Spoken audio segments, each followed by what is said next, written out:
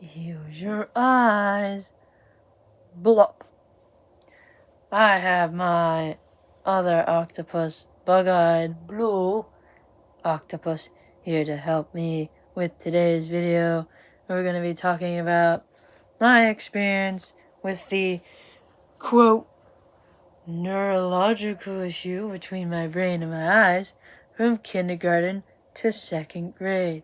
By kindergarten and 1st grade, we were starting to figure out that the eye problem was really an eye problem, not a brain-eye connection problem. But there were some issues regarding the phrase I just uttered, use your eyes, a 3-word phrase that will go down in infamy in the id of my brain. If you don't know what an id means, it's kind of the part of your brain that's kind of that bratty little kid, doesn't care about the logic as much. Like when you're craving chocolate, it's usually the one that goes, yeah, let's eat it. And then there's the other two that are either, oh no, we shouldn't eat chocolate ever. And then there's the middle part that's like, nah, maybe one piece. You know, id, ego, superego. So, yeah, that's just a little psychology lesson tangent there.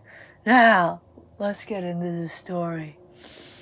Let's see, I'm trying to think back to kindergarten because early childhood kindergarten days are not as easy to remember.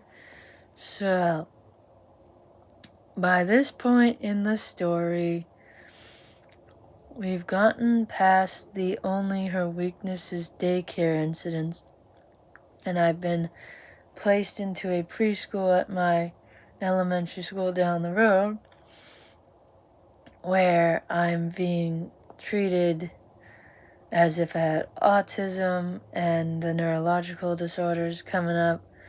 So I'm being attended to by these preschool teachers, parents, and other specialists with these diagnoses in mind. So at this point in my life, preschool seems, normal. As a kid, it's like, whatever, I'm just in preschool. It's just fun and the good and the bad and the ugly and the fun, imaginative awesomeness. But we're still in touch with early intervention. I'm going to that daycare in that woman's house over near my elementary school. She's super nice, other than the not understanding my issues with not wanting to nap and all that stuff. That's still going on, that drama of like, oh, it's probably because of her cognitive issue, autism. And they're like not understanding that it's not defiance, it's just like, I don't need a nap. I think I've grown out of that. The one thing I grew out of fast, rather than talking, walking, crawling, cooing, and all that, those milestones are slower, but not needing a nap. Apparently, that's one of the milestones that I grew out of early. So, I'm in preschool, and there are some scenarios where I struggle. I struggle to find my coat in those cupboard closet things. They open kind of sideways. They're tall closets. The upper half has all the teacher supplies. The lower half is the coats and the backpacks that we have. So I'm struggling to find my stuff in there, or I'm struggling to distinguish two colors, or I drop something and can't find it. Let's use these 3 examples in 3 places. Let's do the backpack for preschool. In the backpack incident, I'm looking for my bag, lunchbox, coat, and instead of going, maybe it's dark in there, and maybe there's actually an issue, they're like, oh, gotta use your eyes, use your eyes, use your eyes, just like, look, use your eyes, because they're trying to help me distinguish when to use my eyes, when it's easy and it just comes naturally. They're trying to help my brain and my eyes connect, because part of the diagnoses that they supposedly gave me meant that my brain didn't connect to my eyes all the time. Like, there were some times where it was just obvious, or it seemed obvious. And there were times where I struggled and I was like, eh, eh, eh. And they're like, oh, her brain's not connecting with her eyes in this scenario. They're trying to help me train my brain to make those connections while I'm like 3, 4, 5 years old, so it doesn't get worse later. So I get the teachers. I get it. Until we get to the neurological special ed testing. Okay, there was this room across from the preschool. I went to it a few times in elementary school and beyond, where you get put in this room, they show you a picture book of stuff. You're supposed to like tell what the animal it is, point to the animal. And then they give you another book with cubes. Give you a set of cubes. Some of them have triangle shapes, some of them are solid shapes, some of them are both. And you're supposed to match the picture on the book, because you turn the pages and it's a different pattern of the 4 cubes, and you're supposed to like make it either look like a fish or red versus white, and then pattern it. I don't know, it was weird. And then they give you sentences and math and shapes and colors and all that to do. And they tell you to use your eyes. If you're having trouble, use your eyes. It's like you're telling a 3-year-old, 4-year-old, 5-year-old, mostly 3, 4-year-old, to use your eyes.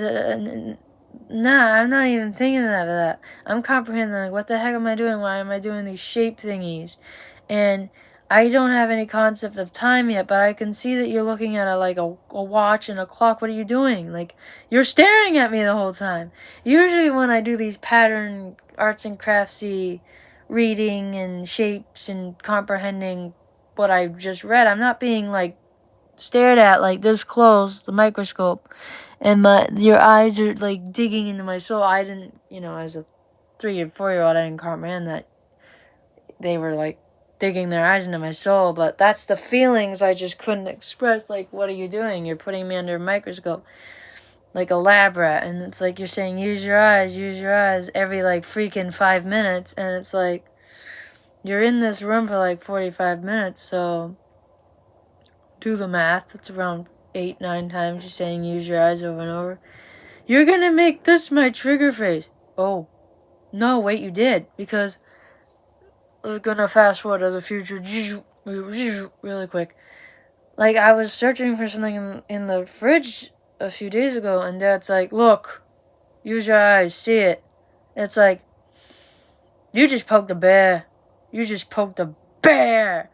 Don't say it. I know. What else are sighted people supposed to say? Look, see, use your eyes, your peepers. It's like, just, I don't know. Are we supposed to tell sighted people just to shut up? Because that seems rude. It's like, I think what I'm supposed to do now is like try to make it not a trigger phrase, but it's like, I don't think the preschool teachers did it. See, I'm processing this in the same time you're watching this. So, it wasn't the preschool teachers. In this first scenario, it was the, what would you call them? The special ed, IEP, diagnosis, neurological specialist, maybe? Yeah, let's go with that. So, the second scenario, let's go with distinguishing colors, and we're going to go with the daycare. Let's go with the daycare down the street in that woman's house, with the creepy dark hallway and the dark bathroom, and people were wondering why I'm walking in from the playground porch down the dark hall to the bathroom was hard. That one. I'll get to that in a minute. That was a tangent. Blah, blah, blah. Okay. Distinguishing colors. So we're in this living room. There's two living rooms. Her living room is the front, and the back living room is like the playroom for the daycare, because it's a half daycare, half house, There are a few of those in certain towns and cities. I think most people know. It's common knowledge. Okay.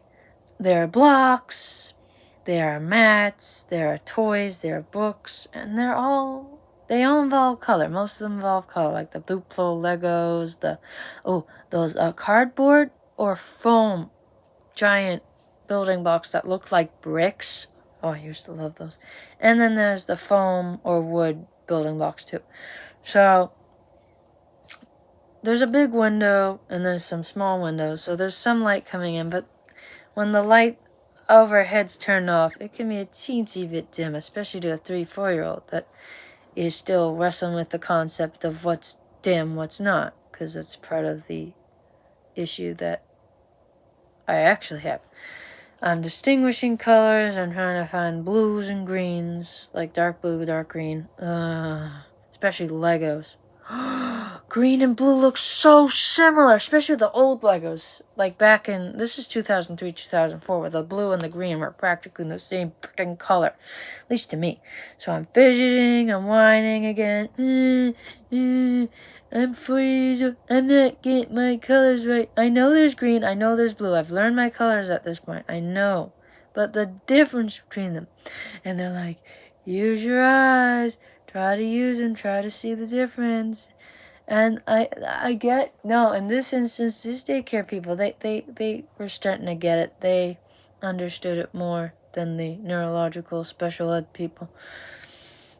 But I think in this daycare, they used to, like, be on the, like, one of the ladies was on the ground with us playing. And they had the two colors, like the green and the blue, or the black and the purple, or like those colors. And they'd hold them side by side. It's like, don't make me choose which colors, which I'm going to get it wrong. And I can't express this as a 3-4-year-old, but the weight of the world was on my shoulders. It's like, if I choose the wrong color, these ladies are going to be mad at me and they're going to think I'm a weirdo forever. Like, forever. Which is not true. But to a little kid, getting a question right or getting something right is like life or death, okay? Actually, I don't think these ladies at the daycare, the director was good. She got it. Her assistant director, that's the one that gets me. That's the one that adds. Let's see, we have the neurological guy and the daycare director. They're adding to the using your eyes being a freaking trigger word. Now let's move on to scenario 3. Dropping something and we're at home, and you know the early intervention people, sometimes they come over to your house. They send like a specialist over to your house to help you with stuff. They were trying to do some activities with me, you know, like the preschool activity, daycare activity, but like with a little bit more advanced special care, because that's what early intervention does. They were trying to do that with me in my living room, where this is the living room with the yellow light in the corner and the shades are down, and other than that it's dim as freak, because I think our living room used to have brown walls, now it has white walls. Now it's better. So the brown walls and like a tan rug, so it's very dim when it's just that old-fashioned yellow light bulb. She's trying to do these activities with me, and she's like, use your eyes, you need to see this, look at it, focus, all those things every like 2 minutes. So this is intensified. Neurological thing, daycare assistant director, no, let's push you off to the side. You are part of the trigger word story, but this lady, every 2 minutes, you're saying something related to either using my eyes, look, focus your eyes.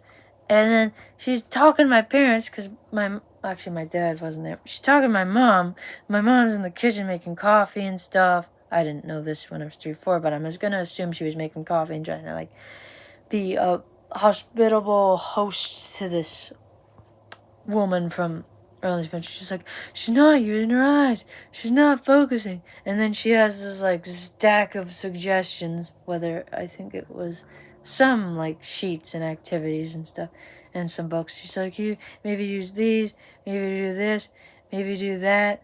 And it's like, we're getting nowhere. This lady was the number one where the using your eyes is just getting to me. And then it was just so crazy. And it got to the point where all these 3 scenarios combined so much, where my parents got notes, written words, meetings. My mom got spoken to directly during, where my parents started to use your eyes, focus, look, try to use your eyes, try to look, and it infected my house, it infected my life. This is where the triggering stuff was. And then we get to Miss M, one of my last years of preschool. And Miss M is experiencing and observing these three scenarios of dropping things, looking in the closet, and the color identification. She's like, no, there's something else going on here. Because she was an expert on autism, so she knew. No, this isn't her brain and her eyes and autism. So they hooked me up with Miss P, teacher of the vision impaired. And she observed me, and she's like, "Oh, no, this is vision impairment, classic vision impairment," because she was an expert on vision impairment. She had a few students in the system with that. And she's like, "No, this is a vision impairment," and this leads to my adventures in kindergarten, first, second grade. Well, in kindergarten, I was at a different elementary school because they still thought maybe just in case we're wrong about the vision impairment, we'll take her to this school because it was more in depth for special ed kids at this school, Brown School. And first grade, second grade was the time when they finally did the eye doctor appointments, and we saw Dr. F. And this is where she literally looked in my eyes 5 seconds. 5 seconds. And they diagnosed me with RP 65, RP, retinal pigmentosa, E65 is the gene, Leber's congenital amaurosis is the layman's phrase, diagnoses named after the Lebers. And that was that. First grade and second grade, people still did it. They use your eyes, focus, this, because we were just getting to know this vision impairment. Teachers were still learning about vision impairment because there weren't as many vision impaired kids. I don't think there were many in PB. There were like a handful or so. I think there are more now. I'm not sure. Vision impaired community was underappreciated, there wasn't a lot of attention on us. So they were still doing it. And I got a paraprofessional. Her name was Miss H. She was learning from Miss P, the TVI, teacher vision impaired. And they were starting to improve things like if the colors were an issue or I dropped something, they would be like, what do you need? What do you need? It's just help me use my words and help me just start communicating it for myself. Just to help the reality sink in. Or they just moved me to just different lighting or color code my stuff. So they were starting to understand, but they still did the use your eyes spiel. Because I get it, we were all learning together. It just stinks because when you're a little kid, you look up to adults, you think they know like everything. But as you become an adult, especially me right now, as I'm becoming an adult, you can't know everything. There's too much to know. There's too much.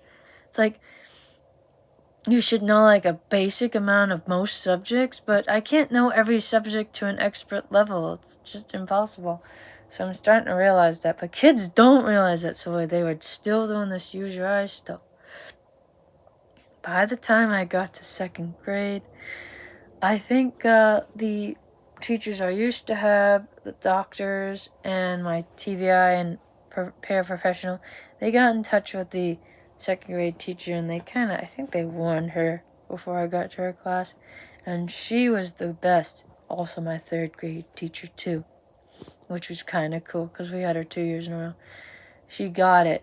She did say use your eyes a few times, but what are 2020s, what are normies, sighted people supposed to do? Never say it ever? But at this point, it kind of started dying down. My parents realized it was kind of insensitive to say, considering everything. And second grade was great. It went well. There were a few, issues, because there's never a dull moment as a vision impaired, 7, 8-year-old. So there are a few use your eyes moments. But I think the use your eyes as a trigger word came with the neurological guy, assistant director of the daycare, the early intervention woman. My parents are teensy of it because they just got infected with the use your eyes bug. Just call it the use your eyes bug. And maybe my kindergarten, first grade teachers and specials a little. So I think what the problem is, as I'm looking at this, is early childhood is amazing, crucial, and you learn a lot. But if there's trauma and if there's something that's going to trigger you, early childhood, if it triggers you in early childhood, it might bite you in the butt for the rest of your life. Which brings us to the scripture. Because at this point I'm getting heated, things are getting dramatic, and if we have trauma from our early childhood that's biting us in the butt, let's go to scripture for a solution. So I'll read the verse, then I'll show it on screen for you low vision people. Finally, all of you, be like-minded, be sympathetic, love one another, be compassionate and humble. This is what we need to do. I mean, it's hard to do because everybody has something from their early childhood. Everyone has a trauma or 2 or 3 or 4 or whatever. And it's hard because sometimes you're like, ugh, why do you have that problem? Ugh, what? Can you explain that? Or, ugh, get over it, grow up. Ugh, you're an adult. That happened when you were 4, now you're 20. Come on. But if we follow the words of this passage from 1 Peter 3:8, if we're like-minded and we're sympathetic and we're compassionate and we're actually humble to the point where we're gathered together and we just listen to each other, more than likely, in like-mindedness, we would offer calming, encouraging words rather than judgment. It's like, if we came together to tell these stories to each other, we'd have to come with an open mind and a sympathetic and compassionate posture rather than, you're 24, you're still traumatized by that? Yes, because my brain was finite when I was 3 and 4, and most of the stuff from early childhood that's ingrained in your subconscious follows you forever. You might not remember every single day, every single preschool class, but there's some crucial stuff. I mean, does anyone remember how they learned to read? No, they just remember how they learned to read. That's going to follow you forever. But so are the bad things too. The good, the bad, the ugly, the imaginative, the awesome, and the exciting. That's what I said. Anyway, that's my rant and my story on that. If you like this video and you found it relatable and you think other people would benefit from hearing it, and your social media is full of things that you send to other people, please share.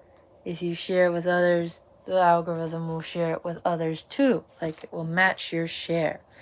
If you like this video, give it a thumbs up, because giving it a thumbs up will instantly share it with people without you having to copy paste the link or send a text message and all that stuff when you do the share.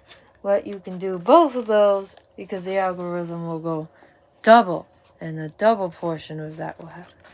If you want to get to know all these videos and see all my wacky hijinks and shorts and other rants, subscribe, and you'll see all the videos, all the playlists, and everything. And it will push the algorithm out to not only push this video out, but the whole channel's content will be everywhere, so people can relate to these wacky, crazy stories.